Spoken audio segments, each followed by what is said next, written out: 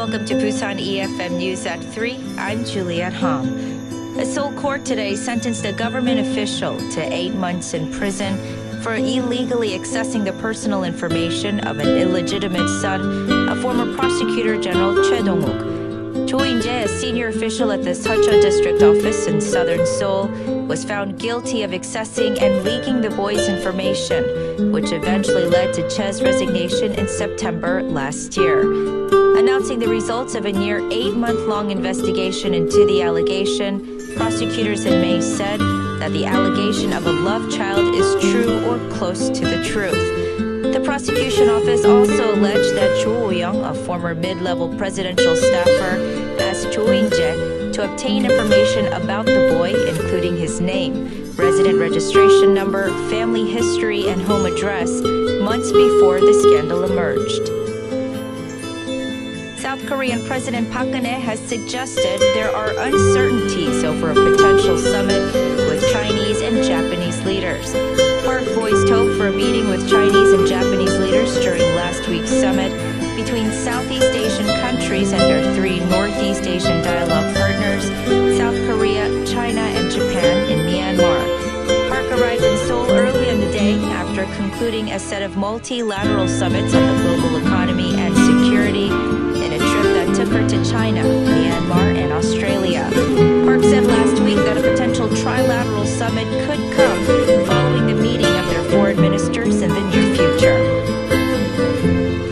The renewal period for the consigned management of Busan Democracy Park, originally reduced to 1 year due to the controversy of reckless management, has been restored back to 3 years. The controversy that the Democracy Resistance Memorial Association, conducting the trust management of Democracy Park, has been lax about the management procedures. The city reduced the renewal period from 3 years to 1 year last year. An official at Busan City said it had decided to restore the renewal period to 3 years as the Memorial Association has fulfilled the management innovation plan, including major restructuring. Busan Transportation Corporation has prepared metro flooding prevention measures, including the installation of trench walls and air ducts, by investing 1.3 billion won in the project next year. The corporation will install clear trench walls to prevent rainwater from flowing in air ducts at 6 subway stations, including Hwamyeong Station on Line 2 and Kumsa Station on Line 4. The corporation also plans to install trench walls on the side of the road and create a path for the flow of rainwater around the road in the section between Nopo and Pomosa Temple on Line 1. The Namgu office in Busan has released a disaster and safety manual in Braille for the visually impaired. Namgu plans to publish the manuals in Braille this month and distribute them.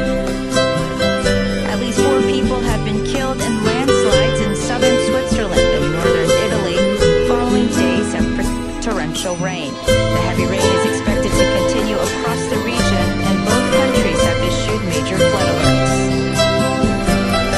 Now for the weather.